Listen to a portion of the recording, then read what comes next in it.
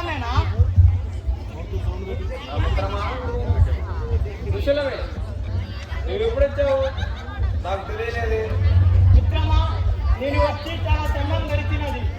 నిన్ను ఇంత విచారంగా ఉన్నట ఎన్నడూ చూడలేదు. ఏమి జరిగినది? లేక నీ ఆరోగ్య విషయంలో ఏమైనా సమస్యలు ఉన్నాయా? చెప్పు.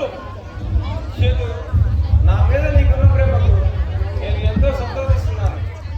కానీ వాడి వలన నాకు మనశ్శాంతి కరువైంది. నేను ఎంతో విచారణ గురి చేస్తున్నాను. ఎవరు మిత్రమా? ఎవరు?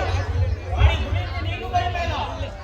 ఇల్లులో ఎక్కుపెట్టిన బాణం వంటి వాడు, కత్తి కంటే బలమైన వాడు, సింహం కంటే పొదునైన వాడు, వీర భయంకరుడని నీ కుమారుడు సంతోషుండగా నీకు భయమేనా? చేతు, నా ఏకైక కుమారి గురించి నువ్వు ఎంతో గొప్పగా చెప్పావు. కానీ నా విచారణ కారణం నా కుమారుడు సంసోను. ఎన్ని విధములుగా వివరించి చెప్పినాను. నా మాటలు పెడచెవిన పెట్టి వాడి ఇష్టాధోరణిలో జీవిస్తున్నాడు.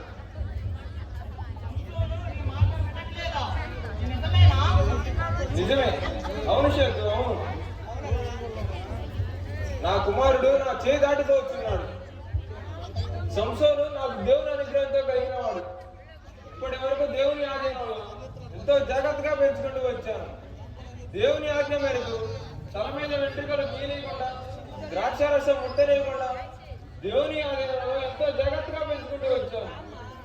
నేనే రేపు ఇశ్రాయేలు ఫిలిష్తీయుల బానిసత్వం నుండి విడిపిస్తాడని ఆశిస్తే, కానీ తప్పు చేయలేదుగా. నిన్ను నీ భార్యను ఎంతో ప్రేమగా చూసుకుంటున్నాను అనుకున్నాను. నిజమే. 40 సంవత్సరాల నుండి మనలను జంతువుల కంటే హీనంగా చూస్తున్న ఆ ఫిలిష్తీయుల కుమార్తెను వివాహం చేసుకోవడానికి నిశ్చయమైనాడు. నేను ఎన్ని విధములుగా చెప్పినాను. నా మాటలు పెడచెవిన పెట్టి వాడి ఇచ్చా దూరంగా జీవిస్తున్నాడు.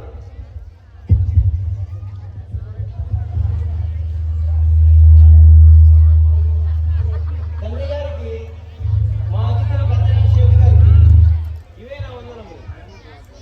ఏమిటి తండ్రి గారు నా గురించి మాట్లాడుకుంటున్నారు? సంతోను నీ పెద్దలపై చూపించే గౌరవమును చూసి నేను చాలా సంతోషించాను. కానీ మీ పెళ్లి విషయంలో మీ తండ్రి గారి మాట వినట్లేదట. ఇది నిజమేనా?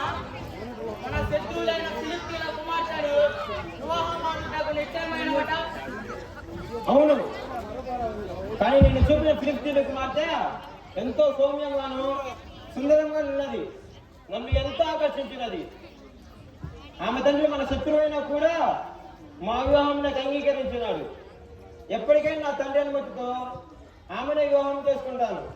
ఇదే నా చివరి నిర్ణయం. నా ప్రియమైన సంసారం, ఇదే నీ చివరి నిర్ణయం అయితే మేము చేయవలసి ఏమీ లేదు. నీ ఇష్ట ప్రకారం ఆమెను వివాహం చేసుకో. కానీ ఫిలిష్తీయులు మోసగారు, నిద్రించుతున్నను వారి నమ్మరాదు. వారి విషయంలో జాగ్రత్త వహించు. తండ్రి, నా కోరికను మన్నించినందుకు సంతోషము తండ్రి, సంతోషము. కానీ మీరు చెప్పిన విషయం మరొక ఎల్లవేళలు వారి విషయంలో జాగ్రత్త వహిస్తాను. సంసోను నీకు సంతోషంగా ఉన్నట్టే మాకు కావాల్సి. దేవుని చిత్తం ఏ విధంగా ఉండను అలాగే జరుగును.